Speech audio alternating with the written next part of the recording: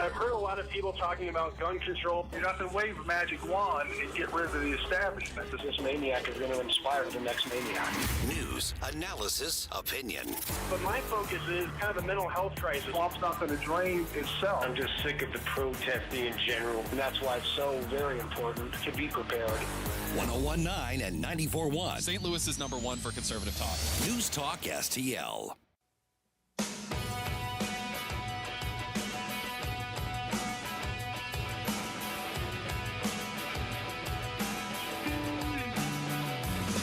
The time to rise has been engaged.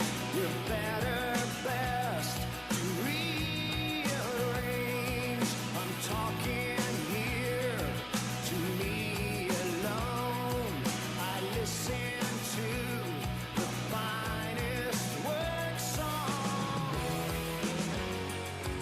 The finest hour.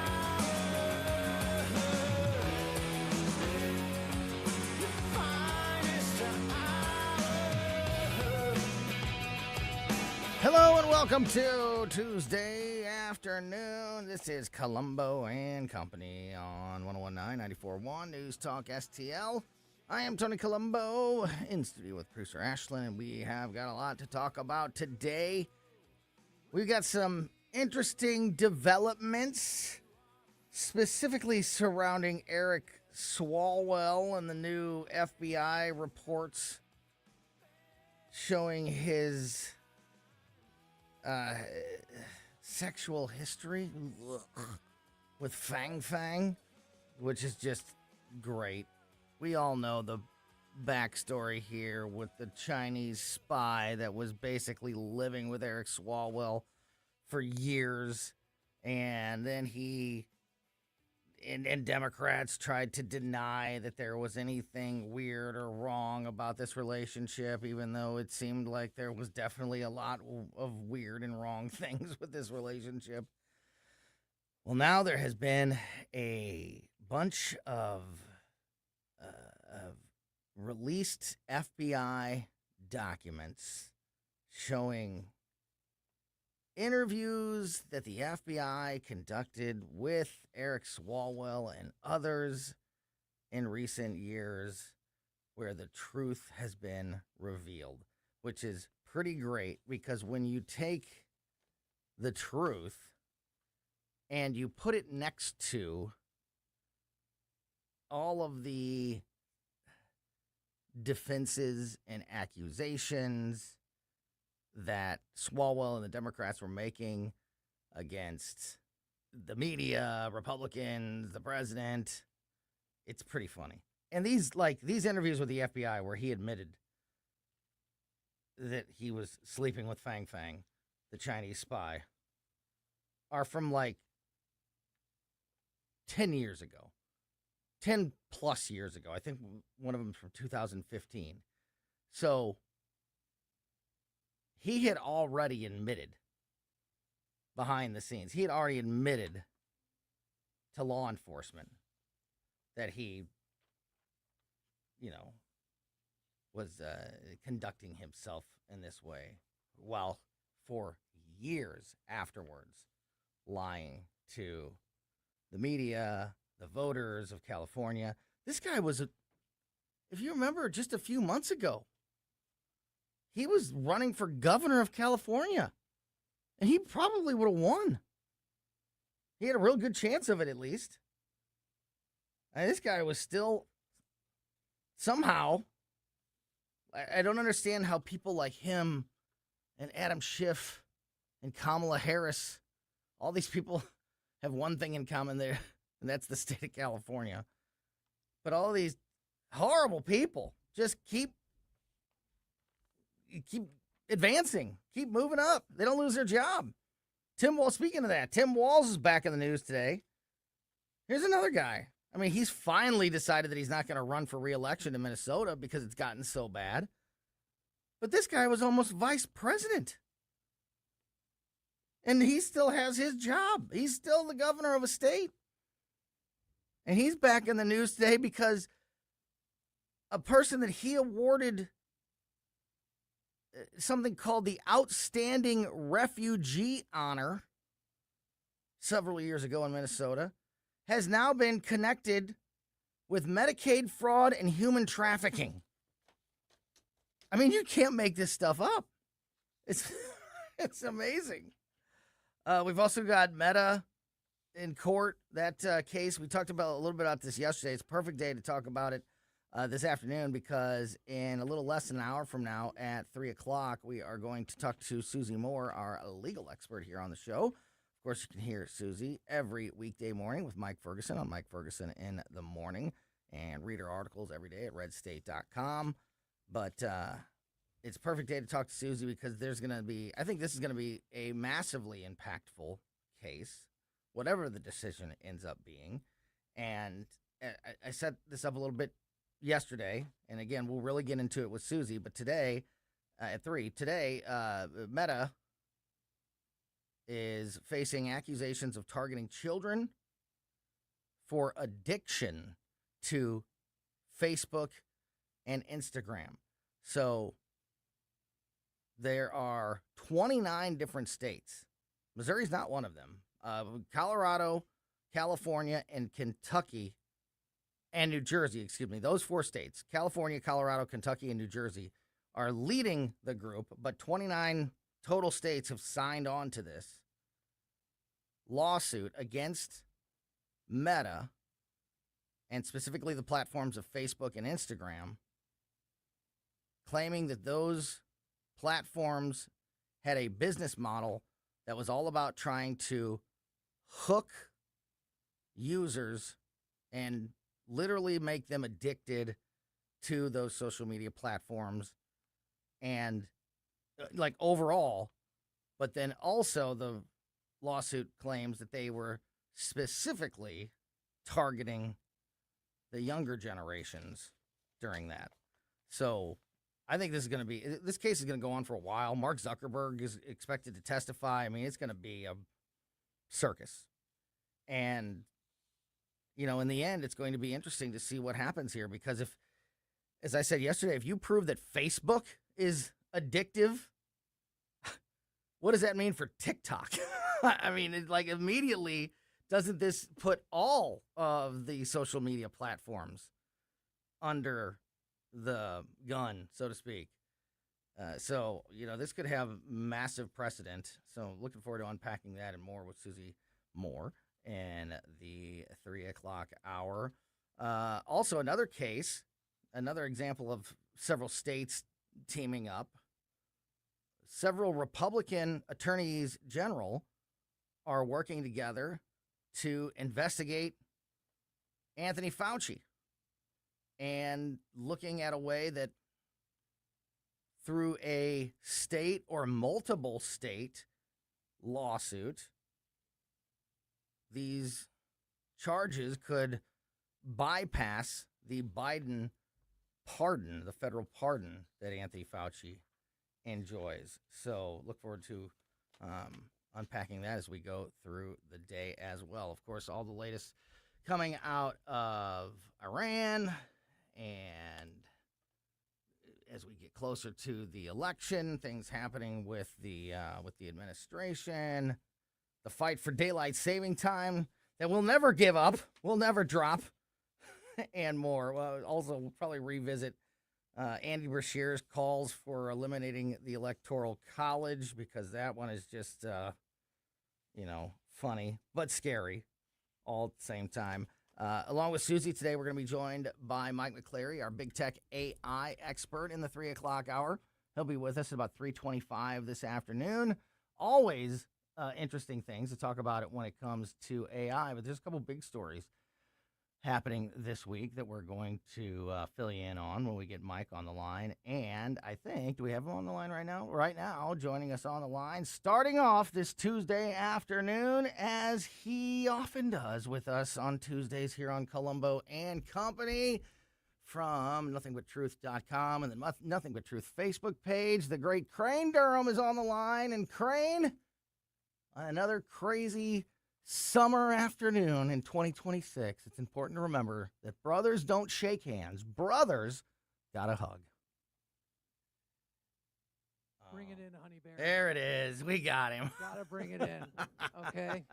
Because Bring the it in hug for the is real more thing. important than ever. You know it, baby. We are the election, November coming up, and Mm-hmm. every election is about a choice. This is a choice that we're going to make between free market capitalism and socialism. Now, and communism for that matter. That's a big part of it.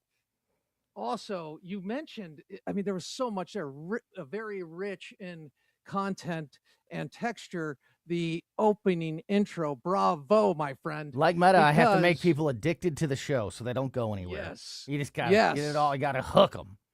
Yeah, and we're finding out things about people and saying, "Oh my gosh, this person is really bad." The Dems, the left, have a tendency to embrace some really bad folks like Yeah. Avenatti.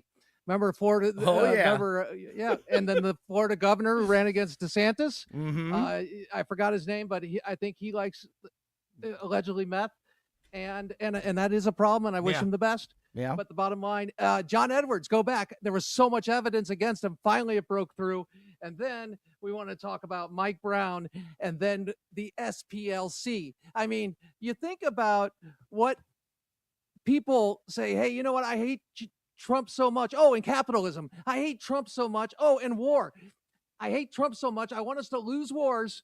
And Yeah. I believe in communism. Yeah. Yeah. Well, and literally, yesterday we did that. We did the story about a poll that was just conducted that showed that Democratic voters across the country have I don't have the numbers in front of me anymore, but of socialism, not communism, but the concern is the same. Democratic voters across the country had a very high favorability of socialism and a very low favorability of capitalism, which shows you exactly where the mindset of that side is and how much that's going to play a role in the midterm elections. And if Republicans don't hold on to power in those midterm elections, those are the folks that are going to be in charge and dictating the path. Go ahead. Well, they've got to offer an alternative, and it's been talked about on your program through many guests, I know, about an alternative plan. You got to bring them something, the voters something. Republicans talk about possibly a federal tax relief for people who are under 30 and not penalize them. That was PBD's idea. I only got a top end of that, but that, it inspires and invigorates and rejuvenates that American spirit and it gives people a leg up. The other thing is not only that, but the president's got to get together on this Iran war, and he's got to define victory. He must define victory. He must bring the cabinet members out to defend the policy and say, hey, this is where we're going. This is what's happened. I know there's things he can't talk about. I also know that this is a worthy enterprise.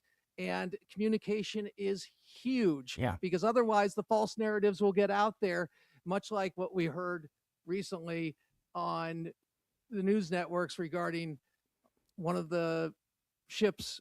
Carriers. Well, lack of communication is what lost the Republicans in Missouri, Amendment 4 and Amendment 5, a couple weeks ago during the primary election. And what a perfect lesson to be learned that outreach and communication with voters and understanding the issues and what's at stake is so important. And on a day where, Ashland pulled up that poll, a CBS News poll, it was 32% favorability of capitalism and a 58% favorability of socialism among Democratic voters across the country. Now, would that have happened? I got to ask you, as a Generation Xer, and by the way, Ashland, brava, great job. Now, we move to this. As a Generation Xer, would we ever even think? I mean, it's such a stupid idea. 20th century is replete with examples of how deadly this crap is. We've brought back a lot of things that would have been stupid and were dead. When I was a kid in the 90s, in high school, in the 90s, growing up, playing sports, interacting with fellow young people. Hello, fellow children. Racism was a thing of the past, essentially. The idea of the United States, embracing socialism or communism would have been a crazy thing. We've brought back a lot of evil in the last 20 years that was on the run and basically defeated, in the 20, 30 years ago. But this progressive left has brought back a lot of that hate and division and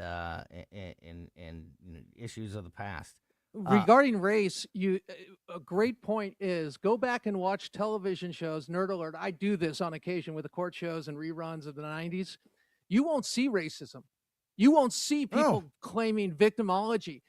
The fact is, this is a construct of the left, and it started in our education institutions, and we've got an entire generation who's not willing to engage but shout down because they can't reason. They haven't been taught to reason. We got to get ahead of this, and we're way behind right now. Because everybody needs an excuse for why they aren't a billionaire, why they don't live a life of luxury, and they have to have excuses and they have to blame people. I mean, I'm not saying, and it's stupid that I have to explain myself here, but I'm not saying that that racism was gone, but it was definitely on the run, and it was definitely more of a thing of the past. Growing up in North County, and as I said, playing sports and having teammates that were from all diverse backgrounds, and there were no conversations about, I don't think so-and-so can get a job because they're black, or I don't think so-and-so can get a job because they're Mexican. I don't think so-and-so is going to be able to go to the same college because of, the color of their, that wasn't part of our lives. And it has been brought back in a big way to be part of our lives. It has become the issue, and you go back and you look at that and you say victimology is a disease. It handicaps people who buy into it, and you could say, well, obviously racism will never go away, and that's why race relations and all the way up to 2014, end of 2013, were good. We're going in the right direction, and they went in and they basically, the deconstructionists took over and destroyed that. And the mainstream media went along with them. But when you didn't make it, when I didn't make it, when I was sitting there on the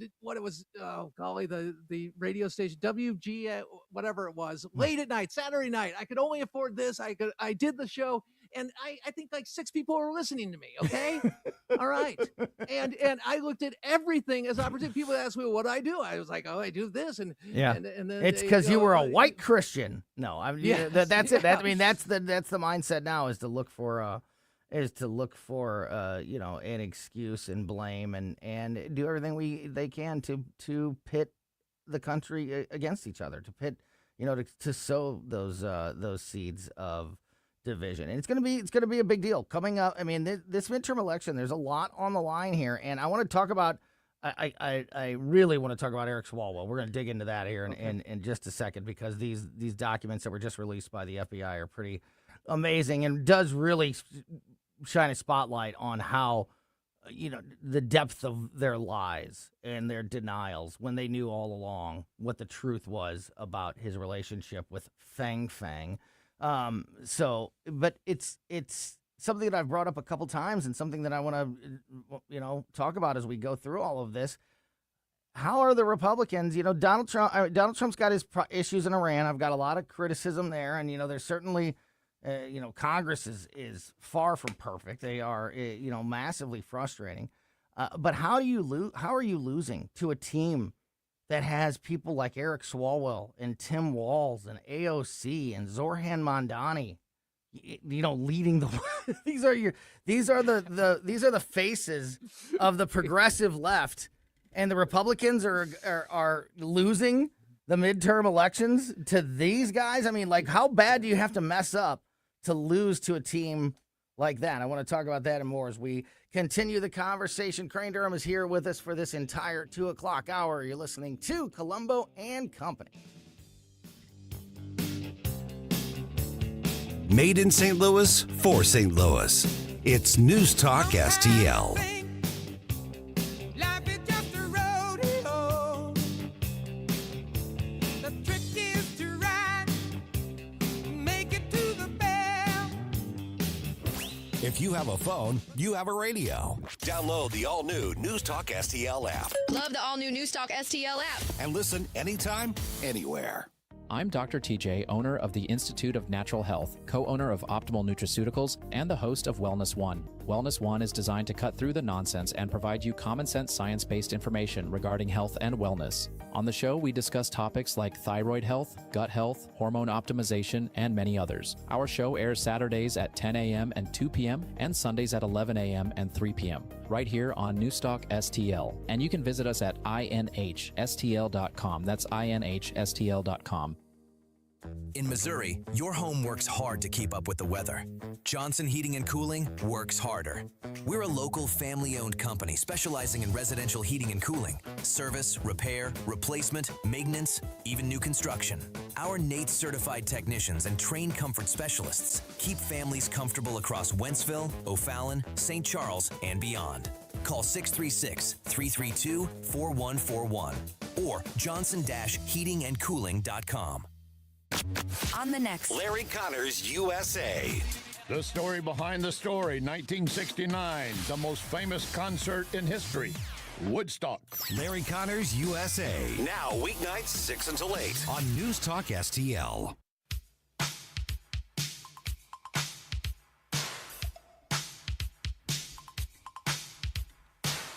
Welcome back to Colombo Company on 101.9 News Talk STL. Tony Colombo here in studio. Crane Durham from NothingButTruth.com on the line with us. And Crane, it is now a fact, as we have seen the records now released, newly declassified FBI records show that Eric Swalwell did indeed sleep with Fang Fang. Multiple times, in fact. Disgraced former Representative Eric Swalwell, Democrat out of California, admitted to FBI agents that he had physical relations with suspected Chinese intelligence operative Christine Fang, a.k.a. Fang Fang, on a, quote, handful of occasions. Again, all of this from newly declassified FBI records. The records, which were declassified by President Donald Trump and released by the White House Government Transparency Task Force yesterday, detailed two FBI interviews with Swalwell, one in May of 2015 and another in March of 2016, which, Crane, I pointed this out earlier. That's, first of all, that's already amazing because that is 11 years ago. So 11 years ago, he told the FBI that he was sleeping with Fang Fang. And for 11 years after that, anytime that this issue was brought up, anytime the weirdness of having a now revealed to be Chinese spy so close to you for such a long time was weird, and your closeness was weird, and it didn't seem like, it seemed like there was some inappropriate things happening there. For 11 years, after admitting to the FBI what really happened, Swalwell and the Democrats still looked in the eyes of the American people and the voters of California and said, it never happened. These are all lies. These are all just false allegations from the Republicans trying to take us down. Pretty amazing. I mean, not surprising, but I like when they're caught and they, with no wiggle room to prove how capable they are of lying to the American people. National security is only an issue if it can be used against the Republicans or conservatives for the vast majority of Dems. That's what I've seen. They lost Vietnam, not because we lost, but because we bailed on the South Vietnamese. They were losing the Cold War. Carter woke up a little at the very end, but Reagan won it. Ted Kennedy, you could go back then about the Cold War. I digress, only to say this. Every time there is an issue where a national security goes forward and there's a spotlight on it, if there is a political gain to be made, boom, they'll do it. If there's not, you get this behavior of absolute negligence from Nancy Pelosi and not removing him. So in the 2015 interview with the FBI, a former Swalwell campaign aide, and by the way, most of my report here is from the reports from the New York Post and Fox News Digital, but this stuff is everywhere, obviously. But that's where I gathered most of the facts that I am relaying now. The interview that was conducted in May of 2015, a former Swalwell campaign aide told agents that Fang was very it's just impossible to, I mean, how is this real life? Was very flirtatious, as well as a few other things I won't say because it's gross. Like the way that she talked, they relayed some of the things like that she would say and do around. Yeah, exactly. Swalwell told the FBI that both of his sexual encounters with Fang, who then they go other way in this report, with Fang described as a striking individual in the documents. No, she's not. There's pictures of this woman all over the place. She's pretty. She's not ugly. But to act like, why is that in there? Why do they put that in the report? Described as striking in the documents. No, she's not. And what does that have to do with anything? Is it like, oh, well, if she was just a 6, it'd be one thing. But if she's a 10, then Eric Swalwell, what could he do? What could anybody do? Politics adds. It's so stupid to put a line like that, described as striking. First of all, no, she's not. Second of all, what does that have to do with anything? They can make Rosie O'Donnell nice. They can do anything. And remember, it's like an additional 5 points if they're in politics as opposed to entertainment. And that's sometimes what happens. But they're making it seem, they're selling the story here. And it goes into the narrative, oh, he just couldn't help himself. He was just starstruck. Yeah. And this guy is a bozo. He's like Avenatti in a way. Yeah, very much so. And Adam Schiff. I think they're all in the same club. The documents describe Fang as having been deeply involved in Swalwell's political operation. So she was involved in everything that the congressman was doing. They show that she helped him place an intern into his congressional office in Washington, D.C., as well as a different member of Congress's office. She regularly referred prospective interns to Swalwell's political operation through a group called the Asian Pacific Islander American Public Affairs Association. You get all that? APA. An organization in which she was personally connected with. So she was funneling other people into congressional offices and into Swalwell's office through this intern program, as well as being a spy herself. Now, we don't know we don't know. There's no proof. It doesn't get into, the background of all of those interns, but it sure is concerning that the Chinese spy that's working in a congressional office is specifically working with a particular group that's funneling interns into Washington, D.C. I don't know. Sounds like a problem to me. And so during all of this, while he's sleeping with her, when he's lying to people, when he's allowing her to have such, access to everything, the entire time, the Democrats are lying about it to the American people. I just want to go a quick trip down memory lane here. Swalwell's links to Fang were first reported by Axios in December of 2020, 6 years ago.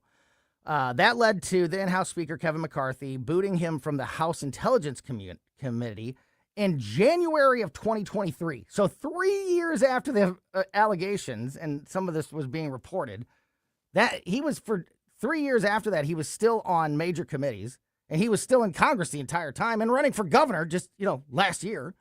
And then this gets to that. Last year when Swalwell was running for governor and Trump started talking about releasing these documents in this White House Transparency Task Force, which has now released these documents as well as others, Swalwell and the Dems again said it was all fake and that Swalwell, was the victim of a secret plot by Donald Trump and Kash Patel to take him down and interfere in the governor's race in California.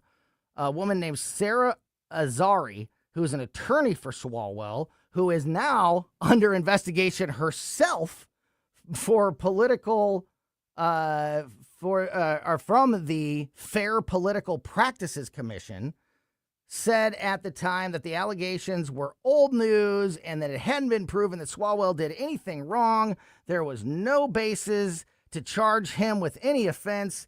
She said it was, at the time, it was deeply concerning that the president was, quote, using federal law enforcement information to punish or embarrass an outspoken critic of his administration. An investigation that produced no charges and no finding of wrongdoing should not be resurrected years later as a vehicle for political retaliation. That was from the lawyer, and other Democrats were, parroting these statements. Swalwell made several appearances on media to attack Trump and Kash Patel, calling them, quote, dangerous individuals, said that, quote, Donald Trump and Kash Patel do not get to pick the next governor of California. Californians do. And in a social media post, Swalwell said, quote, Donald Trump attacks me almost every single week just because he sees me as a threat.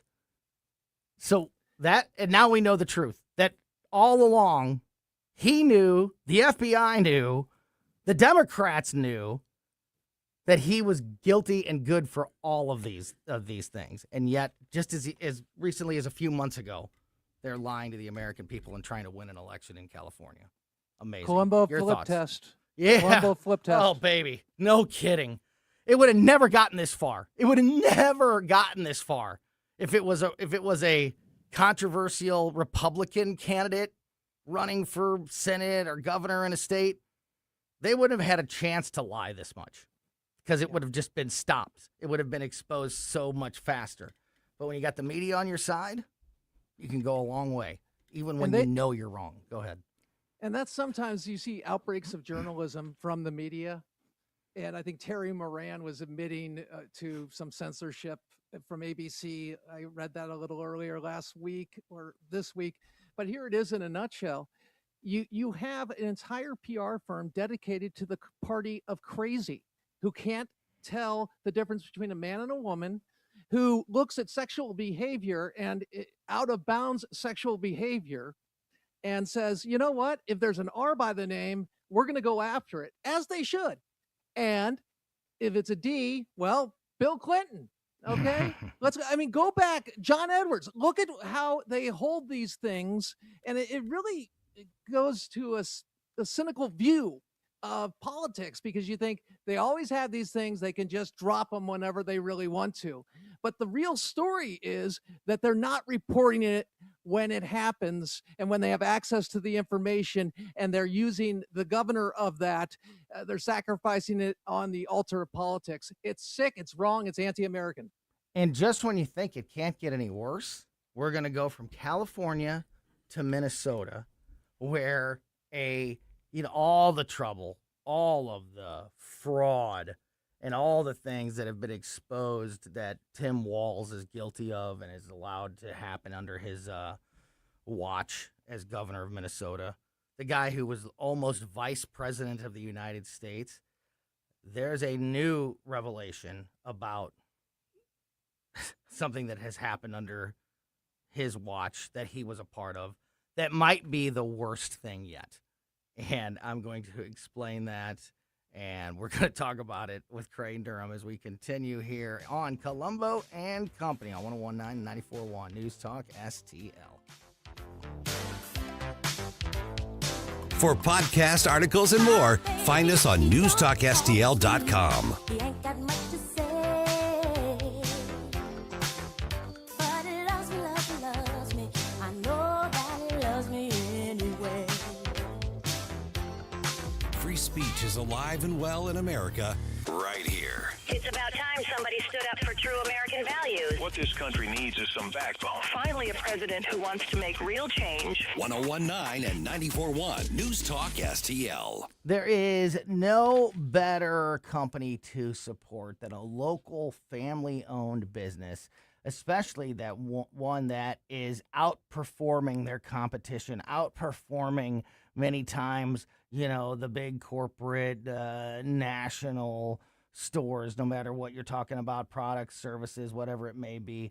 And a perfect example of this is the team at Grasser Home Services, local family-owned business that has been servicing the St. Louis area for years, will be here in the community for years to come. Grasser Home Services for years was your go-to place for all your electrical needs. And while that continues, now it's more because they can take care of all your plumbing needs as well. You guys have heard me talk about my experiences with Grasser. They're absolutely fantastic. We've had them in our home multiple times. They are exactly the type of professionals that you can trust when it comes to issues as important as your electrical and plumbing needs at your home or business. Grasser Home Services specializes in all electrical needs, ranging from large-scale commercial projects all the way down to simple home service needs like replacing a bad light switch, and now as well as all your plumbing needs, from fixture and pipe repairs and replacements, including garbage disposals, sump pumps, and water softeners. Grasser also offers free quotes for new projects, so if you have an electrical problem or a plumbing problem or just need a quote for new work, contact Grasser now. Learn more and contact them through the website, callgrasser.com. Ronald Reagan once famously said, "Government is not the solution, government is the problem." When it comes to economic growth, government can be a roadblock. With red tape, regulations, and subsidies, government stifles entrepreneurship and also props up businesses that deserve to go under. Unlike government, free markets encourage risk-taking, freedom to succeed or fail. Governments shouldn't be picking winners and losers, the market should. Free markets benefit the business owner and the customer by encouraging competition. Free market enabled a young man named J.C. Hall, selling picture postcards in Kansas City, to turn his idea into Hallmark cards. In St. Louis, the free market made it possible for Adolphus Busch to turn his father-in-law's local beer into the world's largest brewery. A free market also means you get to send your kids to the school of your choice. Learn more about free markets at showmeinstitute.org. The Show Me Minute has been brought to you by Show Me Institute and Show Me Opportunity. Yo, this is Vic. Vic for Vets is proudly honoring our veterans. Every Wednesday at 11:05, you'll hear about that day's honoree and their incredible service to our country. Hi, it's Ken. You want to nominate a veteran? Send their name, service information, and story to me, Ken, at newstalkstl.com. Brought to you by Heroes Care, Alamo Military Collectibles, Gemini Wealth Group, Michael's Funeral Home, and Freddie's Market. Together, let's celebrate the heroes in our community. Vic for Vets, where honor meets gratitude. Hey everyone, this is Jesse from Reach Reproductive Health, and I need you to mark your calendar because on October 22nd, it's going to be a big night in St. Louis. It's going to be our second annual Reach Gala, and it's happening at the factory. Incredible live music, powerful speakers, a night to celebrate life, and to support the Reach mission. Stay tuned to find out who's taking the stage. I promise you won't want to miss it. Registration is open right now at outreachforlife.org/gala.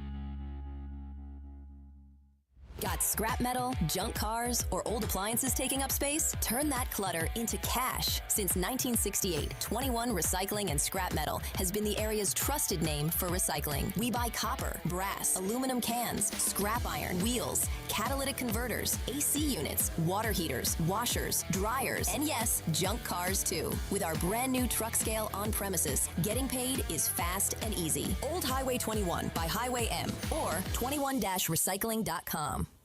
This hour of Colombo Company brought to you by Gutter Pros. Water goes where we tell it. Call 314-656-7195 or visit them at gutterpros.com.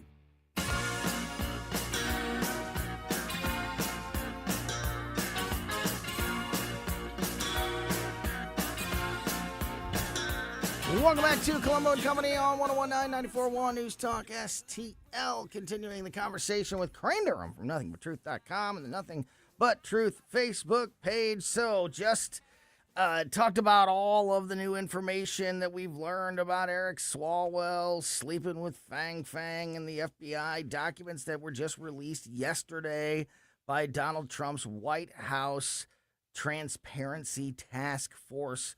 So pretty amazing stuff, exposing more lies and, you know, the actions of these leaders, these people that have been on the national spotlight as the stars of the progressive left in recent years. I would definitely include Eric Swalwell on that list until, you know, recently. Another person that's on that list is Tim Walz. And Crane, every time I think about this guy, every time we learn another thing about Minnesota and all the fraud that's gone on up there, and just hear this guy talk and lied about his military service. He posted a stupid video of him golfing last week and was lying in the video about golf. Like, this man just cannot help himself. And this gets back to my point from earlier. This was the guy that they thought was the best person to be vice president. The state of the Democratic Party is pathetic, and yet it's going to be a struggle for Republicans to defeat them in the midterm elections. It's pretty amazing that that's the situation in this country. Your thoughts? Uh-oh, did we lose Crane? I'm going to try to reconnect with him. I am here. There he is. Here. And did the mute button get you? Yeah. Because I was just going off on walls. And I was like, I can't say that on air. Go ahead. He's not a threat to Kamala. And understand, Kamala didn't get a single vote. That's a good point. Okay. I mean, so you have somebody who's politically very bad, deficient, and then you have to go a level lower. And it just keeps getting lower and lower and lower. I mean, the other person out there is Jacob Fry. Gee, thinking about Minnesota, kidding. It's just and so Keith Ellison. bad. And Keith Ellison. And Ilhan Omar. All of them from Minnesota. I'm telling you, they're giving California and New York a run for their money. I mentioned earlier California, their murderers row of Kamala Harris, Gavin Newsom, Adam Schiff, and Eric Swalwell. But Minnesota's just as bad, if not worse. Go ahead. You can go Karen Bass as well. Get on the short bus of mediocrity. Dude, I got a story about Karen Bass. I don't know if we'll see if we have time to get into it, but she's in the news today too, which is another amazing story. But in Minnesota, just when you think it can't get worse for a loser like Tim Walz, and also the overall picture when it comes to the Democrats' breathless fight to defend illegal aliens and prop illegal aliens up above American citizens. Keeping that in mind with this conversation as well. An immigrant in Minnesota who received the Outstanding Refugee Award from Tim Walz and the Minnesota state government has now been charged with Medicaid fraud, prompting a strong backlash on social media. And it gets worse. Salman Ahmad Elmi is facing 3 counts of aiding and abetting by swindle and 5... That's pretty great. Aiding and abetting by swindle. and 5 counts. What a charge. Yeah. What are you doing? Swindle. He's been charged with malarkey. And 5 counts of aiding and abetting by false representation as part of an alleged scam to bill Medicaid for over $1 million in fraudulent services, according to a report from Fox 9 at local news there in Minneapolis. So this guy who won the Outstanding Refugee Award for how great what a great person he was, has now been charged with these. In the charges, it's also revealed that 2 members involved in the same fraud scheme with this guy are tied to a sex trafficking ring involving brothels. So this guy definitely, at least is being charged with these accusations and accounts of false representation and scamming Medicaid for over $1 million. And he has connections in these charges, at least, tied to a sex trafficking ring. And this is a guy who, not long ago, was given, in 2021, given the Outstanding Refugee Award from Tim Walz and the Minnesota government. You can't make this up, Crane. You can't make it up. It's so ridiculous. If you tried to write it down as a parody, people would go, that's too much. But this is real life. Go ahead. Your thoughts. Yeah, that vetting process is just second to none. Amazing what they can do. And it is truly outrageous Now, if I'm looking at this and I want to talk about fraud, I bring up the victims of that fraud.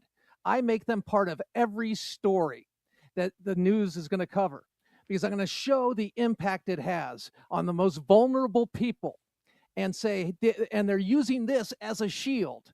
Oh, he was a refugee. And this is where you can go with emotion. You can tap into the emotion and also make a reasoned, rational case by just telling the truth about how bad this stuff is and bad this stuff was.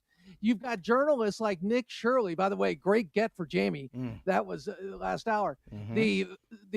You have these people, they're being out there and they're criticized not because their information is necessarily bad or misinformed or off a little. No, it's how dare they step into the zone of the fourth estate and actually tell the truth. And oftentimes we call these people heroic for uncovering this stuff. And really, the only way to do this is oftentimes what I see on crime. A lot of times I just sit there and I go, bring up the victim, tell the story about the victims, because that's what you're making your judgment on. This is not benign. It's harmful. Yeah.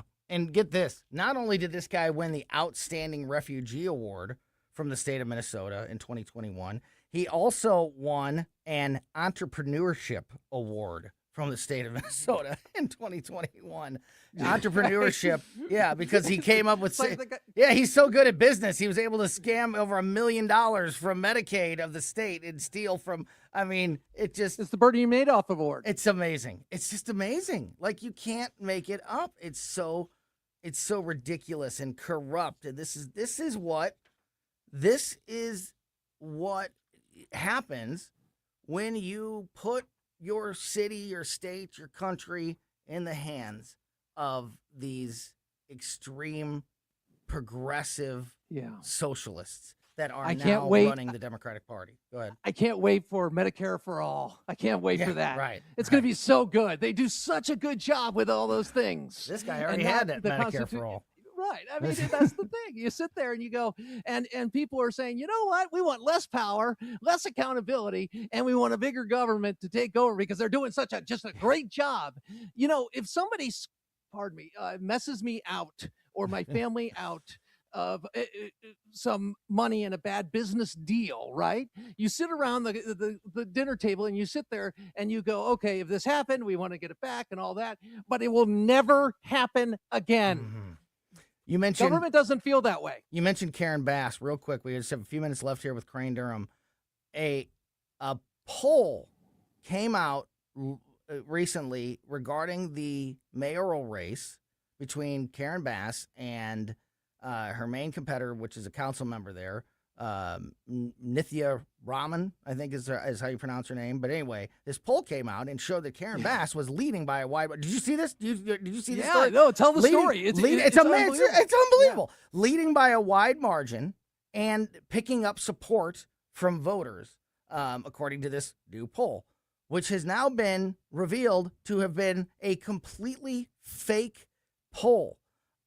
This was a poll that Bass herself put out on social media, touted, said, "Look at how great we're doing. We're on a roll. We're doing great for LA." Median Strategies is the name of the polling organization.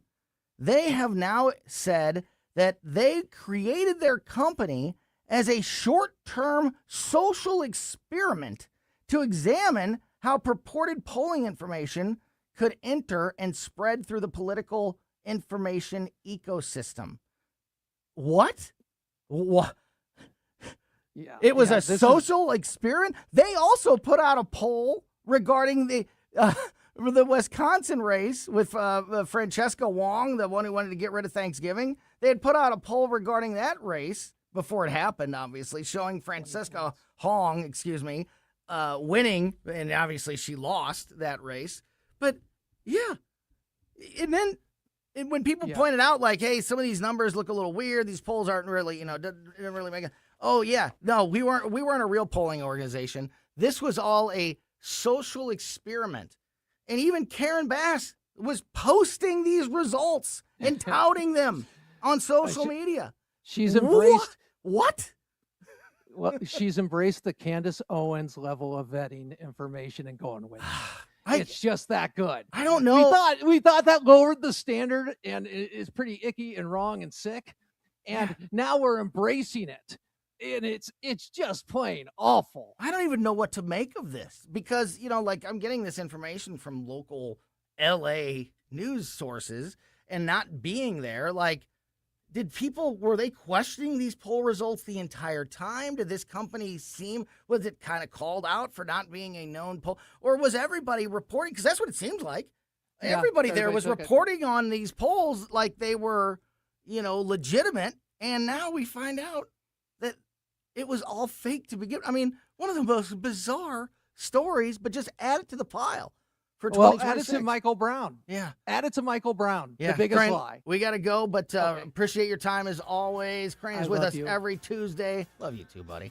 Check him out every Tuesday here with us, and, of course, every day at NothingButTruth.com and on the Nothing But Truth Facebook page. We'll talk to you soon, Crane. Thank you. Crane mentioned Nick Shirley. Don't forget, he's coming to town Friday, September 25th. Get all the details and tickets now just by going to our website, newstalkstl.com. All right, coming up at the 3 o'clock hour, we're going to talk AI with Mike McCleary, and we're going to talk about Meta going to court with Susie Moore next. Never paint again. This is Darren, owner of Rhino Shield. Want to eliminate painting your home, business, or church? Call the experts at Rhino Shield. Rhino Shield is a revolutionary ceramic wall coating to regular paint and vinyl. Perfect for aluminum, steel, unpainted brick, block, stucco, EIFS, drive-it, cement board, and wood sidings. Rhino Shield eliminates wasting time and money painting year after year. Our ceramic coating deflects 90% of the sun's UV rays and 100% of the moisture. Our clients want affordable protection with the elimination of maintenance. Rhino Shield protects your biggest investment while maintaining your architectural features and gives you the curb appeal you deserve. Make your home great again by working with the Rhino Shield experts. A+ rated with the BBB. Call 877-25-RHINO, 877-25-RHINO, or 877-25rhino.com. See what we did there? Genius. Tell them, ladies. Go Rhino Shield. Never paint your house again. Rhino Shield. Identity theft can cost more than you think. Drained investment accounts, stolen tax returns, lost wages, expenses for lawyers. It's a lot. That's why LifeLock is backed by the $1 Million Protection Package, which covers up to $1 million for stolen funds, fees, and experts and lawyers, and out-of-pocket expenses. Don't face the burden of identity theft alone. Protect your future and finances with LifeLock. Join now. Save up to 30% off your first year with promo code BECK at LifeLock.com. 1-800-LifeLock, promo code BECK. LifeLock.com. Terms to apply. You're still glowing, flirting, grooving. You've still got it.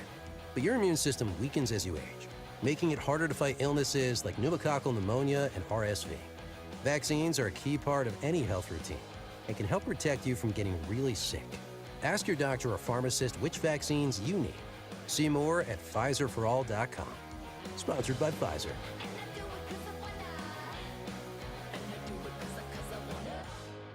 KLGY HD3 Clayton, K270BW Bellefonte, KNVS Bowling Green. This is News Talk STL at 1019, 94.1, and always streaming at newstalkstl.com.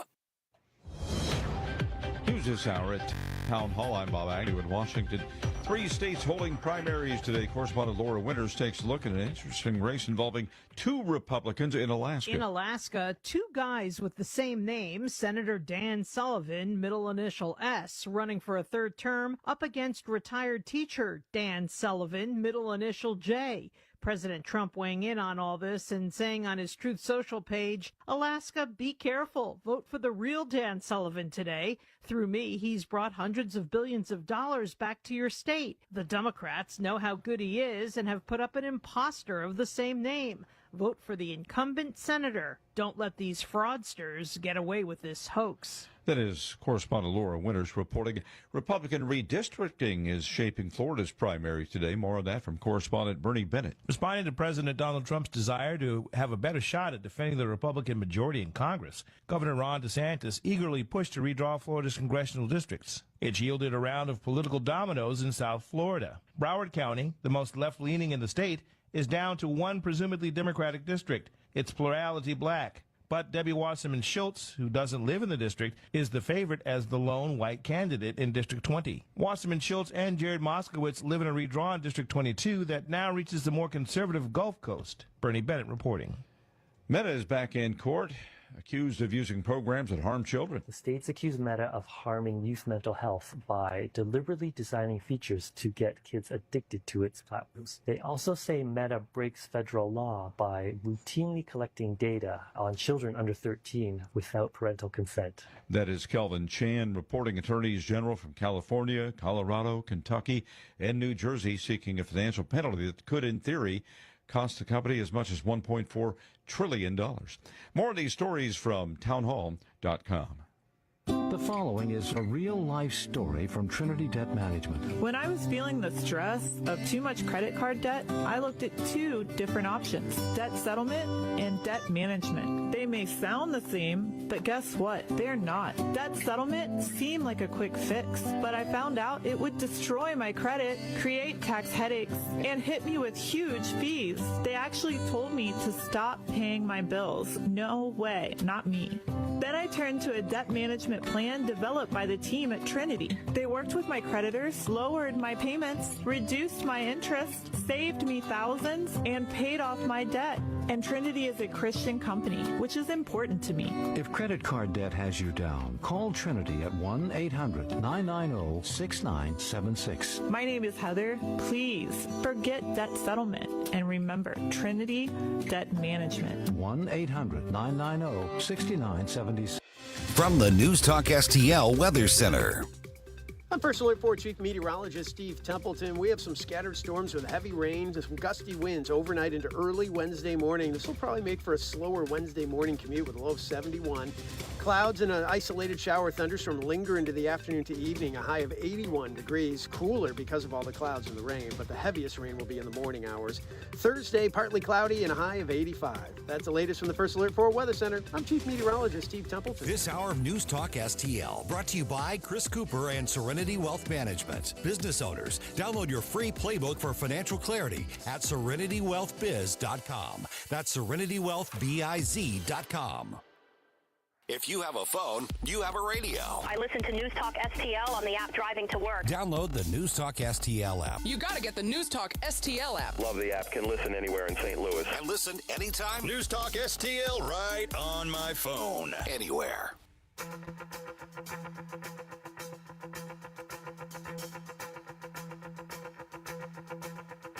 Just like the white-winged dove sings a song, sounds like she's singing. Ooh, ooh, ooh. Welcome back to Colombo and Company. Great conversation with Crane Durham in that 2 o'clock hour. Coming up this hour, we are going to talk to our big tech AI expert, Mike McCleary from Intervine and intervine.com.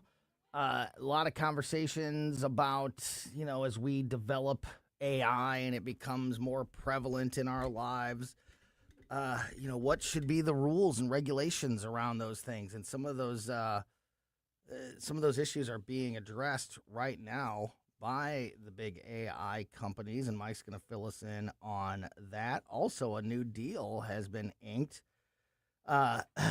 with groups like Warner Brothers Music and BMG that would allow musical artists, to be used in AI-generated music.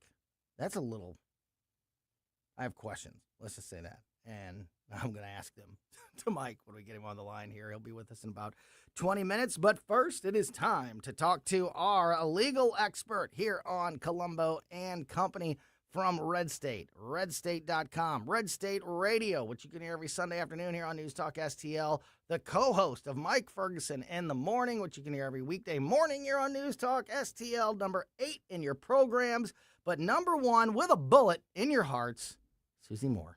Hi, Susie. Hi, Tony. How are you? I don't want to put a bullet in anyone's heart. Seems violent. Well, I'm just trying to make my point. I know. You gotta be sensational journalism to get anybody's attention these days. Get those clicks. So, I love this. Well, I shouldn't say that. I'm sure there will be lots of things that I'm disgusted by and aggravated by, but I am very interested in this lawsuit against Meta, which is, I guess, kind of officially underway as of today. U.S. states, attorneys general from multiple states are bringing a case against Meta, specifically when it comes to Facebook and Instagram, claiming that these platforms had a system of making people addicted to their social media platforms, specifically the younger generation. And these states are saying that this was misleading, it was illegal, and Meta needs to be held to account.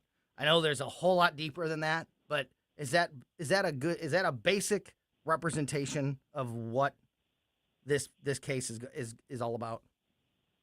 Yeah, I think that's a pretty good representation of it. I mean, that's not a case that I've looked at closely at to kind of study the ins and outs of all the claims there, but that is my understanding of essentially what is the grounds on which they are bringing the lawsuit against them. And that, to me, and that stuff, which we don't know yet, and we'll see it as it's brought out, is they say that this case is expected to last between 4 and 6 weeks. Mark Zuckerberg is expected to testify, so that'll be an absolute circus when that happens. And to me, the reason that I'm so interested in this is because I feel like it will have, whatever happens, it will set a precedent, and it will have an impact on the other social media platforms moving forward. Because as I've said earlier, if they make the case and prove the case that Facebook is guilty of getting young people addicted to their social media platform, then what is TikTok?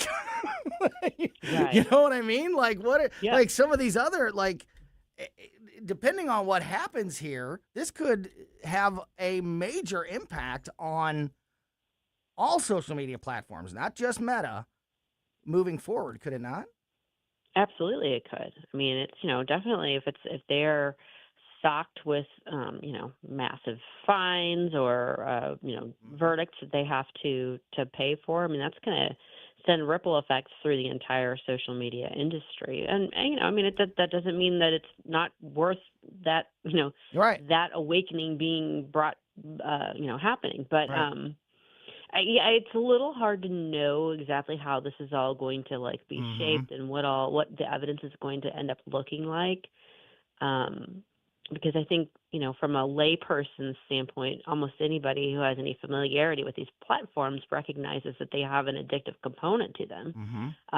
Whether that's something that should subject a company to legal liability, that's a tougher call. Yeah, big time. And that to me, that's the really interesting thing here, because do I think that social media platforms create algorithms and present content in such a way to try to get you hooked and doom scrolling and before you even know it, you've been just mindlessly viewing their content for minutes, if not hours, and where did the day, what Years. just happened here? Yeah, Just exactly. fell in absolutely. They of course they do that, but I mean, it's my job, it's your job to present content that is compelling, that gets people hopefully to keep listening to what we're talking about. Hopefully we are providing, content, in our case, information and opinion that people want to hear and watch. And we do the same. We use social media to put things out there, and we want, to make them as appealing as possible to get people to look at them. So that's the thing to me that is the really interesting thing is where is that line? And when it comes to the young people, is it the content provider's responsibility to pull back on how interesting or addictive, I guess, if you want to use that word, being a true being, and I don't want to like do the whole. I don't want to rehash my whole life or put myself at the center of this.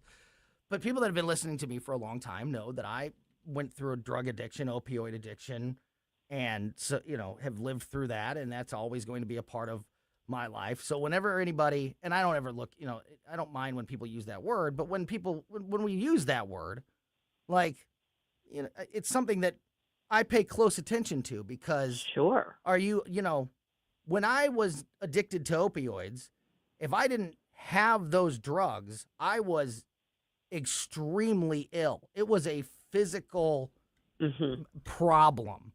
If you pull some kid off of social media, I get why the word addiction is used, but you know what I mean. Like, I'm a little bit more sensitive to that word. Psychological addiction, not a physiological addiction. Yes. And there is a distinction. Yes. Is it their job as a platform to make the content or make their platform a little less interesting so people don't want to watch it all day, or is it the individual's concerned, and when it comes to children, is it the parents' responsibility to monitor that stuff? I think all of those questions play a big role in this moving forward, and I don't know the answers, and that's why I think it's going to be really interesting to watch this play out and see, like, if we draw those lines, where do we decide to draw them? Yeah, and I don't think there's any real easy answers to it. Just instinctively to me, ultimately the responsibility lies with the end user, whether that person, obviously if it's a child, then that child's parents. There needs to be some degree of parental supervision involved in those decisions. To me, where I see there, could be a strong, I guess, a decent case is if there's something like deceptive or fraudulent in how the information is presented. But I don't know. I don't know where I come down on it. I will need to see more about what sort of evidence they put on before I can really form any strong opinions about it, I guess. So I want to move on to a couple other things, but just to get people up to speed on where we're at. This is day one of the trial today, so this is just starting. And like I said, Zuckerberg is expected to testify, so this thing is going to be, under the national spotlight, is going to be, a circus, and you're gonna hear a lot about it, and we're gonna continue to cover it because, again, I find this to be completely interesting. But Meta is facing accusations of targeting children for addictions to Facebook and Instagram. Deputy California Attorney General Megan O'Neill launched her case against Meta in trial that could reshape how Facebook, Instagram, and other social media platforms operate. O'Neill told the jury that Meta's business model was all about trying to, quote, hook the users, hold them for as long as they can, harvest their data. Now, there's something. If they're stealing data, there's one I understand. You know what I mean? There's one that they... Yeah, but that's kind of the whole premise of social media. Right. You are the product. Right, exactly. Yeah. And there's a big difference between stealing and if you're giving it away. Right. So, yeah. So there's another part of this. And then hide the truth from the public, she said. She said children were particularly susceptible to Meta's algorithms, and that Meta was aware of the sought to exploit the fact, pointing to an internal report at Meta. This is amazing that this was literally the title of a memo at Facebook. The young ones are the best ones. Ugh. Yeah, that has creepy overtones for whether sure. Whether it's illegal or not, that is a little bit gross. That could have come out of like a cereal company, It's right. The memo titled "The Young Ones Are the Best Ones." That does sound kind of ominous and creepy. Yeah. I'm up in the air on this. I really don't know. Yeah. The states argue that Meta's addictive platforms resulted in such harms as anxiety, depression, and even suicide, and misled consumers about the platform's safety. Meta needed kids, and it needed to reassure the people who cared about those kids that the kids are safe. So yeah, I mean, this is gonna be wildly entertaining, and I think impactful to the future of social media, which it plays such a huge role in our lives. I mean, social media is everywhere these days. Yeah. So yeah, going to be really interesting to see how that plays out. Talking to Susie Moore from Red State, redstate.com, Red State Radio, and of course Mike Ferguson in the morning. Another interesting possible court case that could be coming our way. There are a few states that attorneys general that are looking at a way to charge Anthony Fauci as a way to do an end around on Biden's pardon, because if it's state charges, obviously the federal pardon doesn't apply. There's been a lot of talk, Susie, about like what can be done to Anthony Fauci, with that pardon in the way and with his strategy of 111 times of pleading the fifth. Do you expect that this might be the one best chance at maybe holding him to account or forcing him to answer some questions if the states are able to move forward with a piece of legislation against him?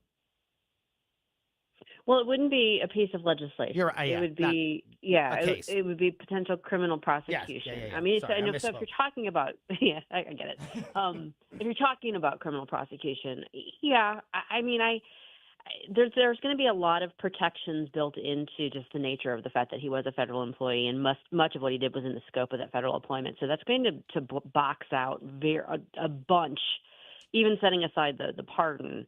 Of what could be done criminally in terms of a criminal prosecution. It depends on some of the state laws. I think some of it may have to do with like the money that he was paid, whether there's some sort of, fraudulent violations that one of the states or more, one or more of the states can actually get to. I'm not holding my breath on seeing Anthony Fauci, hauled into Florida or Louisiana or someplace to face, prosecution. Mm-hmm. I do think that first of all, he's at least getting the heaviest dose of court of public opinion, trial that he can get with Rand Paul basically pantsing him and, letting everyone know just exactly what Tony thought about Tony, not Colombo. No, I gotcha.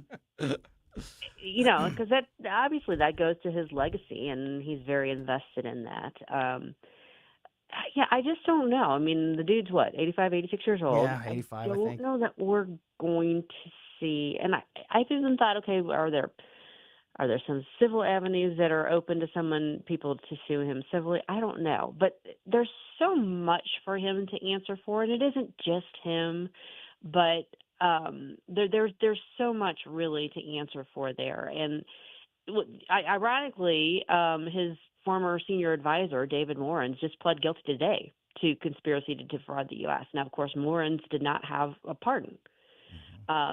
So, he wasn't protected by that the way that Fauci is. But whether there'll be more pieces that kind of fall into place with, underlings or other people who are involved who don't have those protections, I know I've said this before. I'm going to keep saying this. His reckoning is going to come. Yeah. And it just may not be on this, in this plane of existence. And I agree with you on that. And and maybe that is ultimately what we're going to have to accept here. But the frustration, obviously, and you know this, and everybody knows this, that when it comes to people like Anthony Fauci and Hunter Biden and James Comey and, Clintons and other Bidens and so many other folks that I love what you said, that we've pantsed in the past and exposed for their wrongdoings, when they don't get any type of punishment criminally, I think that just motivates bad actors in the future to say, look, if I can just get enough power, if I can get high enough in the government, if I can get high enough in politics, it doesn't really matter. The worst thing that could happen is my legacy is of a clown and of a liar, But you know what? I could live with that. If that doesn't happen until I'm 85 years old and I'm worth millions of dollars and I've had a pretty great life, I'm just, I think that's a trade that many people will make. And the only way to stop that or to introduce some type of, some type of something that would give Deterrent. them pause. Yeah, deterrent. Exactly. Thank you. To this is if we start actually putting some of these people in jail, but it just never happens. And I don't know that it ever unless will. their name is Donald John Trump, in which case, the criminal prosecution can happen because he looked wrong at you. But, I mean, I understand people's frustrations with it. I'm one of those people that, I'm not saying that people that commit crimes shouldn't be criminally prosecuted. I'm not that is definitely not what I'm saying. But I think sometimes when it's a close call, for me, I'm less dialed into or invested in criminal prosecution in jail and an orange jumpsuit than I am about full accountability in a public way. And by that, I mean, the truth coming out and being, agreed on, which is, in this day and age is probably a pipe dream. But, they're being, definitively shown, okay? Hillary Clinton literally did these things, and no one can really refute that at this point. Right. I'm more attuned to that, but I know that's not how everybody feels. Any of them. Comey's, he's being prosecuted. I don't know if he's ultimately going to be held criminally responsible or not. Some of these people are being criminally prosecuted. Hillary won't be. And if she was, Donald Trump would probably pardon her. Yeah, right. Yeah. And then you to got be able people to like say, Hunter "I pardoned Biden, her." who get then you got people like Hunter Biden who get a slap on the wrist, and then they can go, oh, look, but he was prosecuted. Okay. Not exactly, Yeah. but no, and also I think what you do and why I appreciate these conversations is that you also explain the reality of the situation, and that it's a lot of people think oh, Rand Paul just showed us the documents, he lied, he should be in jail tomorrow.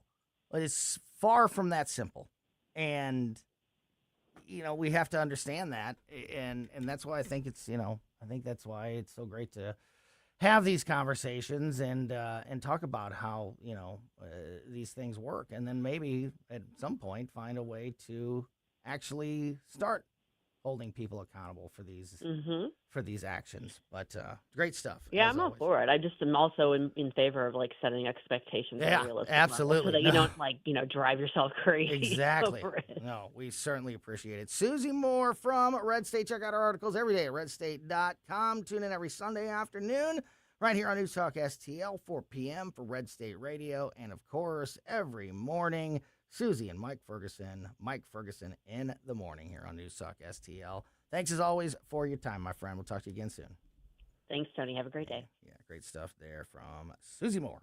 All right, we are going to talk to our big tech AI expert. Social media is everywhere, part of our lives as we watch this Meta case unfold. It's going to be, super interesting because social media is just, it's growing. It's becoming a bigger part of our lives. It's already touching every aspect of our lives almost. So anything that happens in that space is important. And right there, along with social media, very similar, is the growth of AI, which is also a part of our lives in almost every aspect at this point. And just getting started, unlike social media, just getting started and going to be more and more impactful in our lives moving forward. And that's why it's so important to talk about these AI and big tech issues with our AI expert. Mike McCleary from Intervine joins us next. Watch us on our live stream using Rumble, Facebook, and Twitter.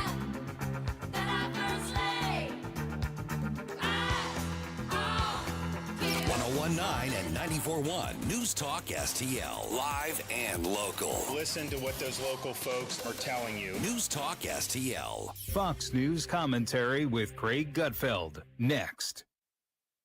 You're probably listening to this in your car, so let me ask you, Would you drive without insurance? Of course not. So why is your retirement portfolio unprotected? Gold is portfolio insurance. It helps de-risk your savings when markets get unpredictable. Noble Gold Investments has helped thousands of Americans do exactly that, with no high-pressure sales and thousands of 5-star reviews. Visit noblegoldinvestments.com. That's noblegoldinvestments.com. Past performance may not be indicative of future results. Investing in precious metals involves risk. Consult with your tax or financial professional before making any investment decisions.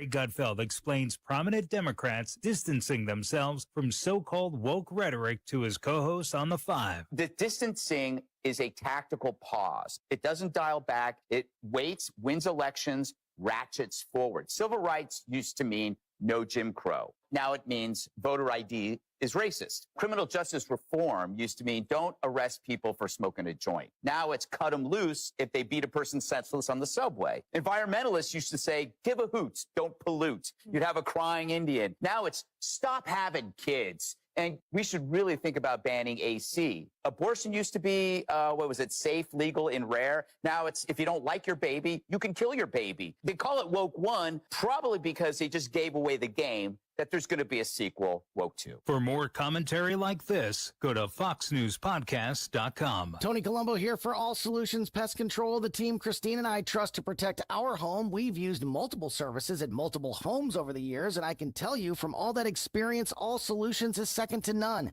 If you have a pest problem of any kind, or more importantly, just want to prevent a problem, All Solutions is the team to call. Learn more and take advantage of their incredible $67 introductory offer right now at allsolutionspestcontrol.com. If a pest-free home is your goal, call All Solutions Pest Control. Are you tired of hard chlorinated water drying your skin out, tasting bad, and ruining your fixtures? Jones Air and Water Treatment has a solution to this pollution. Our Hydratech H2O leaves you with great tasting, soft water at all fixtures in your home with one unit. Call Jones Air and Water at 636-899-1040 or visit us on the web at joneswater.com. You can be a filter or buy a filter. Jones Air and Water, 636-899-1040 or joneswater.com on the web. Call us now. On the next Larry Connors USA. The story behind the story, 1969, the most famous concert in history, Woodstock. Larry Connors USA. Now weeknights 6 until 8 on News Talk STL.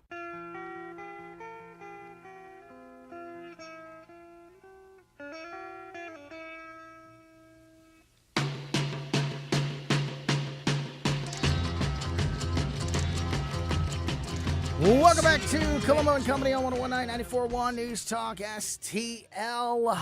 Another great conversation with Susie Moore from Red State and Mike Ferguson in the morning. In that last segment, Crane Durham in the 2 o'clock hour. Subscribe to our podcast if you want to make sure you never miss any of the great conversations that we have here every day. We put the show out as a podcast on basically every podcast platform right after we get off the air every day.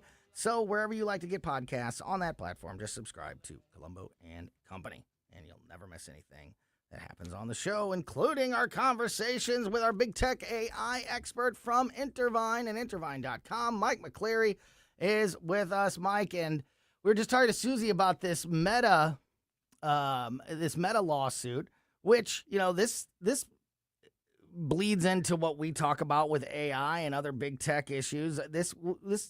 What happens with this lawsuit against Meta if they're found guilty and some punishment is dished out to a social media platform because they made their content too addicting, particularly for kids?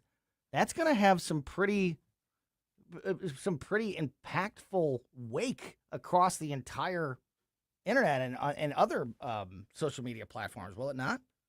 Absolutely. And good to be with you guys, by the way. It's kind of crazy. You know, the only thing that'll happen is they have to pay like $1.3 trillion. So it's not like it's a big deal. No. I think that's their number. Like it's the maximum penalty by every state, by every incident, whatever. But yeah, I mean, I do think that you could naturally take this and play it out right over AI, for example. You know, it is. Yeah. If you think social media is addictive, talk to someone who got used to using AI for 6 months or a year, and then take that away from them. Mm-hmm. You will see true addiction as well. Well, and as I mentioned earlier, and you know, I'm not I'm not a lawyer. I don't claim to know, all of these things, but I am a parent and I am somebody who lives in this world with AI and social media being so prevalent. And as part of the media and as somebody who uses AI and is on social media and on social media platforms all the time, and I use AI all the time. Is it, as I said with Susie, we on this show and every other radio show and television show, we try to present compelling, quote unquote, addicting content. We want people to feel like they can't turn off the station or they can't, miss the next segment. They can't miss the next guest. They can't miss the next topic because of what because we want to keep things as interesting and compelling as possible for people. So is it, whose responsibility is it to step away from that? Is it a social media platform's responsibility to dial down how interesting they are, or kick people off after a certain amount of time, or is it the individual's own responsibility, or if in the case of kids, the parents' responsibility to stop them from overusing a social media platform? I don't know the answer, honestly, and that's why I think this is going to be such an interesting case. I mean, you make a great point, because in reality, this then what opens it up to all of media. I mean, think about it, like your news feed, your on your devices, the little news feed they show you, it's designed to be addicting, to keep going through the scroll. Yeah. YouTube designed to make you have to go watch the next video. Headlines. TikTok design. You know, Headlines. people have been writing Absolutely. headlines for 200 years, and that's the whole point of a good. Yep. That's why good headlines, when a paper or a writer, a journalist is known for, their amazing headlines. They are valued. That's it. Exactly. That's because they have found a way to, in 3 seconds or less, found a way to hook people into, their content, and, that's their job. So this is just the, continued extension of that to a certain degree. Now, if they're lying to users and they're stealing from users, that is a different story, obviously. But just creating such an efficient algorithm that you've kind of cracked the code on how to hold the attention span of the younger generation of humans, I don't know that that's I don't know that would be something that is illegal or not. I agree, because I mean, one, why aren't we going after TikTok then? Because they are the most addictive social media platform on earth ever created. I mean, remember the whole conversation about us wanting to buy TikTok so that, China didn't have control of it.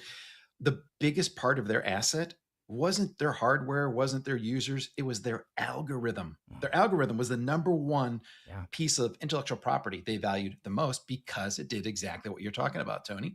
And I think the only way I see this in my head, again, I'm not a lawyer, I didn't stay at a Holiday Inn Express last night, so I can't even pretend to be one, but is if they intentionally targeted minors, I think that's where they can go with this. And if they have evidence showing that, I think that's probably where it might go. Yeah, and just because I am making the case that it might not be illegal, doesn't mean that I don't think it's that I agree with it. It could be unethical, it could be gross, it can be underhanded, but there's a difference between all of those things and being illegal. So that's why it's, why I find this so important. And you just touched on one there. I'm pulling up my notes because I don't know if you heard me say the name of this memo, because one of the things one of the things that's like, I guess, going to be one of the big pieces of the state's argument against Facebook and how it targeted specifically young people to get them addicted. There was an internal memo written and put out at Meta that was titled, "The Young Ones Are the Best Ones." Oh my God. I'm having a hard time even laughing about that, because that just sounds so, I gotta go shower. I know, right? It makes you kind of throw up in your mouth a little bit. But yeah, holy. So they were definitely targeting the younger generation with the content. But again, as gross and creepy as that is, unless they're lying or stealing or whatever, it's going to be an interesting, the freedom gives you the freedom to make mistakes and do bad things and expose yourself to things that maybe aren't the most healthy for you.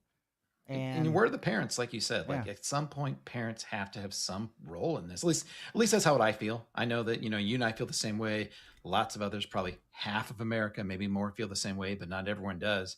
I feel like they have to have some role in this. Otherwise, everything's up for grabs if you just let your kids do whatever they want. Yeah, and then you nailed it with the TikTok, reference, because if you prove that Facebook is guilty of hooking the younger generation, TikTok is, they're dead to rights in that regard. Gosh. And even YouTube and other social media platforms would have to be under that.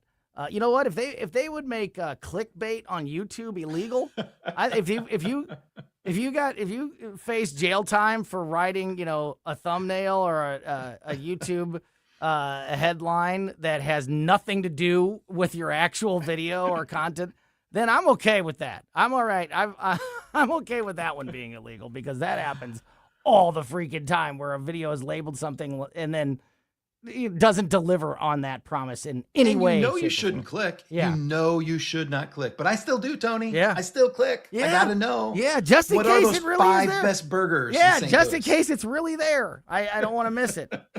That I'd be okay with being illegal. So while we have Mike on the line, I want to talk about, I want to get into this agreement, deals with BMG, Warner Brothers Music. Artists being, that would allow artists to be used in AI-generated music. That's concerning and I think important.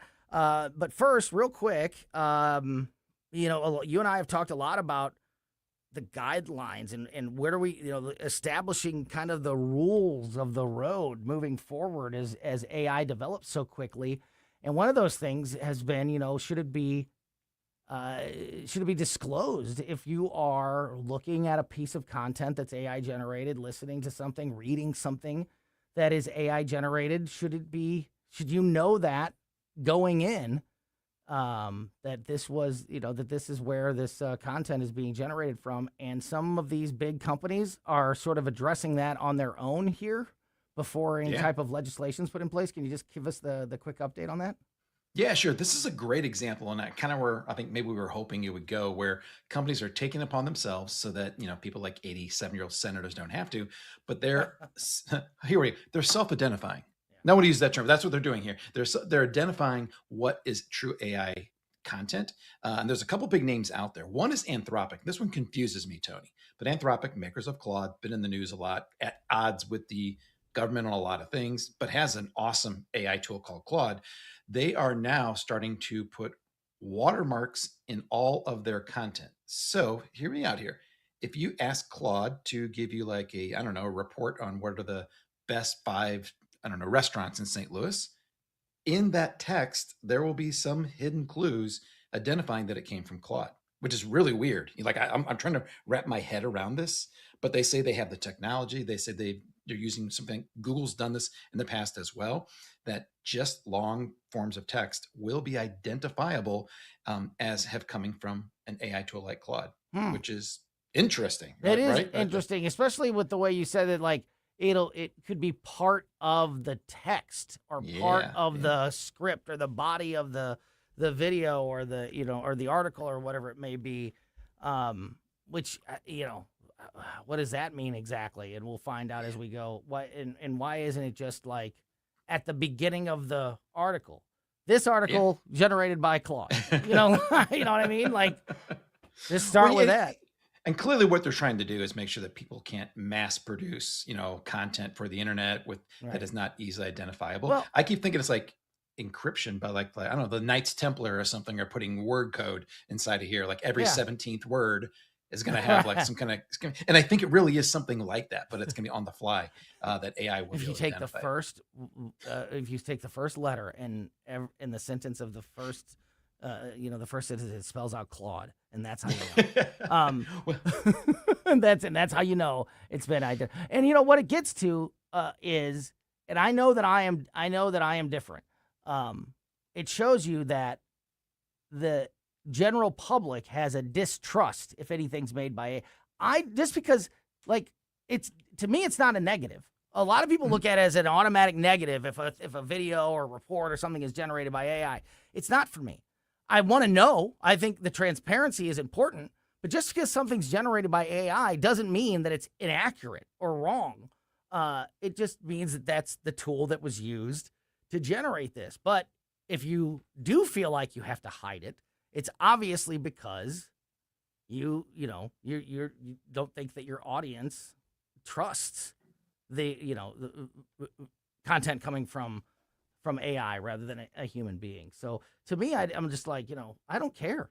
I want to know, just like I like to look and see who's writing an opinion piece, when I'm reading something, because a lot of times I'll know who that writer is, and I'll know their political leanings.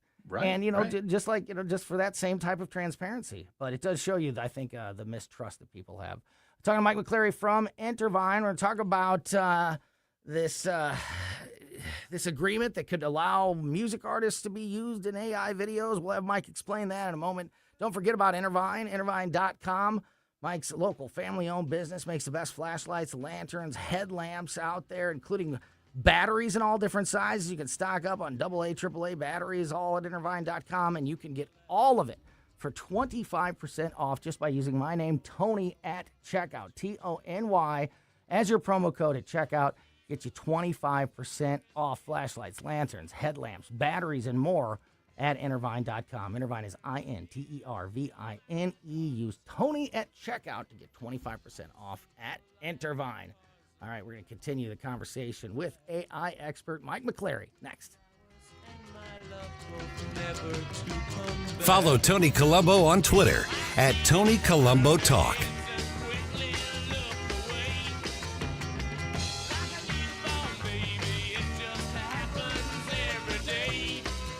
Here's my problem. Completely agree with your sentiments. He talks about we're divided. Well, yeah, we are. And we need to wake up as a country and realize what's going on. 1019 and 94.1. Number one for conservative talk. News Talk STL. Had another round of severe weather this past weekend. Some areas of the metro got hit pretty hard over the weekend. This is part of being in St. Louis in the summertime. Severe weather is something that we have to deal with. And very often, this can cause damage to your home, to your business, specifically when it comes to the siding, to the gutters, the fascia, the soffit at your home. And if you have any issues in those areas, any damage in those areas, any concerns in those areas, that is where the team at Gutter Pros comes in huge. Gutter Pros, your all-in-one gutter service team that brings years of experience and quality that's affordable to your doorstep. They're the Gutter Pros, so of course they've got you covered when it comes to gutters, gutter repair, new gutter installation, leaf protection, which is going to be a big deal coming up here soon because we're getting closer and closer to the fall season, and that's going to be a problem if you don't have the right protection on your gutters when the leaves start to fall. But it's so much more than gutters. It's siding repair, siding installation, fascia, soffit. They do it all at Gutter Pros, local business that has been here for years, will be here for years, that you can trust. We trust them at our home. I think you can too. So if you have any issues with your gutter, with your siding, with your fascia or soffit, call the Gutter Pros now. Learn more and contact them through the website, gutterpros.com. Hey, it's Chris Arps. Becky and I recently discovered a restaurant that's quickly become one of our go-to restaurants, Timothy's in Creve Coeur. Led by executive chef Will Mabry, Timothy's serves contemporary American cuisine with a touch of Southern charm. Dishes like pastrami, smoked lamb, and shrimp and grits. My wife absolutely loved the lobster pot pie, and everything we've tried has been incredible. Amazing house-made desserts and over 500 wines to choose from. Enjoy dinner 7 nights a week, plus lunch, brunch, and private events. Timothy's in Creve Coeur at 12710 Olive Boulevard or online at timothysstl.com. There's always something to celebrate in Augusta, Missouri, just 1 hour from St. Louis. Every season brings festivals and special events you won't want to miss. Hop the free trolley to 10 wineries in America's first wine district. Bike the Katy Trail and explore historic small-town charm. Make Augusta your next getaway. Find events and cozy B&Bs at visitaugusta-chamber.org. Coming soon, the return of the Defiance Roadhouse. Located on Highway 94 along the Missouri River, this long-standing fixture is known for its biker-friendly atmosphere, live music, and decades as a beloved community gathering place. Rev your engines and stand by for the grand opening, early September. The Roadhouse is back. Fall means the return of Mizzou football. And this year promises another great season of SEC action. There's no better place to catch every game than Harpo's in Chesterfield. With its excellent sports bar atmosphere and the best patio in West County, Harpo's is your Tiger headquarters. Harpo'sSTL.com. Ready to reel in a monster? Gateway Blues Catfishing puts you on the biggest catfish the Mississippi and Missouri rivers have to offer year-round. Captain Robert Stelmach brings 10 years of guiding experience, so you're in expert hands. U.S. Coast Guard licensed, fully insured, and always safe. Whether it's your first cast or your 500th, we'll get you on the fish. Book your trip today at GatewayBluesCatfishing.com. That's Gateway bluescatfishing.com. The world is a vampire.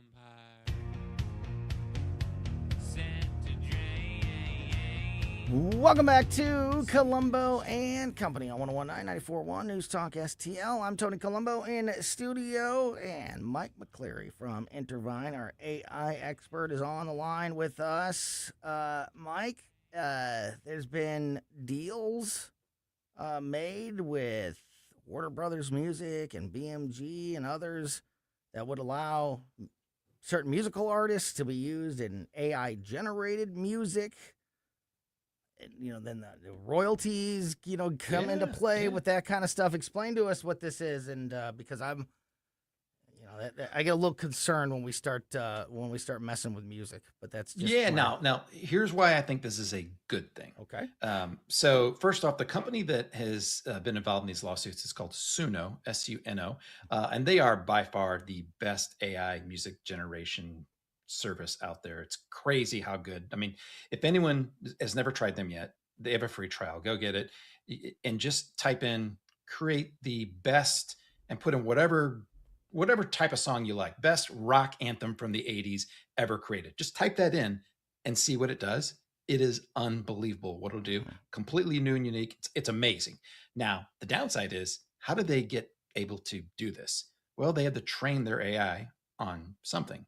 Music, most likely, and most likely some of the best music ever created in the entire history of music, which means they probably trained it on real artist music, which is why these companies are coming after them right now, because they don't want to, they don't want all the artists out there to lose their livelihood because AI can create music as good as theirs right now. So, and that's debatable. There's a lot of, flavor and taste. Can I just quickly say, because this is an issue that's outside of the AI realm and has really been in the news a lot recently, of the idea of quote unquote stealing music. And if you do steal music, then I think you should be held accountable. I think that the people who created it originally should be paid. But there are a lot of examples recently of where, something sounds sort of similar, or there is, clearly inspired by something, and people are accusing and sometimes getting actually, charged with stealing. Yeah. And I'm not, if you grow up loving Pearl Jam, and 20 years later you make music and it's got you can hear that influence of what you grew up listening, what that artist grew up listening to, that's not stealing. That's 100%. So it's a to me there's a fine line that we've already kind of smudged a bit and made some mistakes with when it comes to stealing music. And art's the same way. Yeah, and so I don't care if AI is influenced or inspired by great music of the past. I have no problem with that. But if it's just taking a song from the 80s and saying, here, this is a pretty good song. That's they're not doing that clearly. Right. You know what? They did use it to train it, but now I think it's all math. I think it's all math because music is by far it's a very mathematic waveform kind Yeah. of science. Yeah. But doesn't stop companies from coming after them with huge lawsuits. And so here's what's happened. So first, I believe was Warner Music came after them saying that, like, you know what, we want you to pay us because we believe you've used our artists to train your model. And then BMG, another huge label, came back and said and did the exact same thing. And what's happened, and this happens with some other smaller tools, is that they were able to work on arrangements where, and here's the good part, only artists who opt into it are eligible. But if an artist, let's say it's Brad Paisley, is okay with letting Suno create music inspired by their voice, then they will get royalties based from music that is made off of that. And so here's the awesome, cool thing about this. We talked about this so many times about, people are losing their livelihoods, they're losing jobs to AI, artists, especially if like they're losing the ability to make a living. But we always talked about, we don't even know what these things are, but things will come up. New ways of making a living will come up. Here's a brand new one that I wouldn't thought of. Artists can now have a new revenue stream by allowing AI to use their voice likeness. I love that. And I honestly think that solves a problem, not creates a problem, because you're right. Artists, are struggling to make money the way that they used to. I mean, the record industry has always been corrupt. It's, just at various levels, depending on, certain circumstances.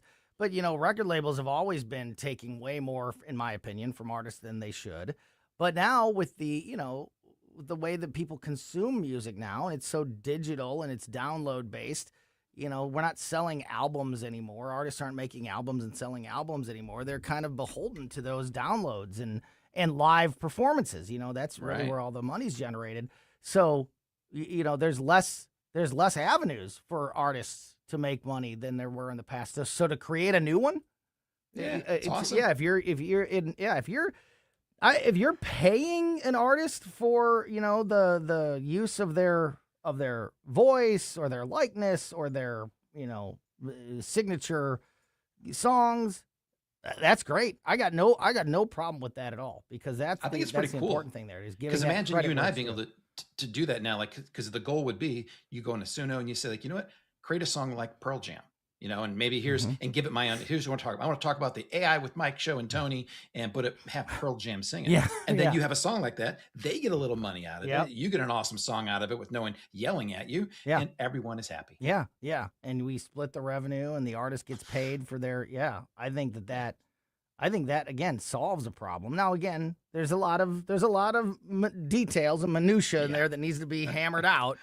But overall, I don't mind that. I don't mind that one bit. We got just a few minutes left here with Mike McCleary from Intervine, our big tech AI expert here on Colombo and Company. Just enough time for me to have my weekly rant about ads. I'm so ready. I miss about it. Marketing algorithms. So recently I had to get, I am now an ordained minister. I'm going to be officiating my daughter's wedding coming up. And, so like so many people, you go online, you fill out the form, you pay whatever the fee, and you get your certification, and now you're good to go, right? Not everybody, millions of people have done it. No big deal. I, just looked into a couple of the companies, did a little bit of research. You picked the one that I was going to, because there's multiple companies that offer this certification, this service out there or whatever. And, took care of it. Now I'm ordained and we're done. I'm done. The process is over. Now I'm getting bombarded with ads from different websites. Hey, use this, here, if you need to be ordained minister, this is the best way. This is the fastest way. This is the cheapest way. And I'm like, look, I'm done. This is an after the fact situation. Like, if you know enough about me to know that I was doing this, then you should know that it's complete. Just like when I was ranting a couple weeks ago about the cross-country moving service that we used to move my daughter back home last year, how I still get ads from them. Like, do you think that I'm moving across the country again? You think I need your service twice in a month? Like, why are you targeting with me these ads? Gosh. It seems like, as sophisticated as these algorithms and targeted, this marketing is, that seems to be a big mistake. Like, you're wasting money on me because I've already got it. And I don't know who's the idiot here, because is it the advertising companies because they're advertising to you, or do they just not know? Like, imagine if you bought from 1 of 10, the other 9 don't know. All they know is that you were on there looking around stuff, and so maybe they just don't know. Or is it the advertising platforms like YouTube or whatever, who they're not going to tell them? Why do they care? They're just going to keep getting more people to sign up for ads. But does that mean you're open for confessions at some point? Sure, whatever you need. You need some counseling. You need some. Yeah. We need a whole segment for this. I'm here. Yeah, I'm official. I got my certification. I didn't graduate college, so I finally have a degree that I can hang on the wall. We're good to go. Yeah, but I just think that's so funny. Like, you're monitoring me enough to know that I was looking on here, but you don't know that I don't need this anymore, and now I'm just getting bombarded with it. But the platform knows, like YouTube, Facebook, wherever it is, they know that you completed a checkout. Yeah. They should tell these other advertisers so they're not wasting money and wasting your valuable time. Mike McClary from Intervine and Intervine.com. Always appreciate your time, my friend. Great stuff as always. Talk to you again soon. Same here, guys. Take care. And keep it here. Larry's commentary is next, followed by the Tim Jones and Chris Arp Show right here on News Talk STL. Hi, I'm Missouri Governor Mike Kehoe with an important message from Missouri 811. Every day, underground utilities like gas, power, water, sewer, and fiber internet keep Missouri running. These vital services are the backbone of our communities, but digging without contacting Missouri 811 can put them and you at risk. It's fast, it's free, and it's the law. Contact Missouri 811 before you dig. Click or call 811 every dig, every time. It's the law. This ad is brought to you by Missouri 811. This is Larry.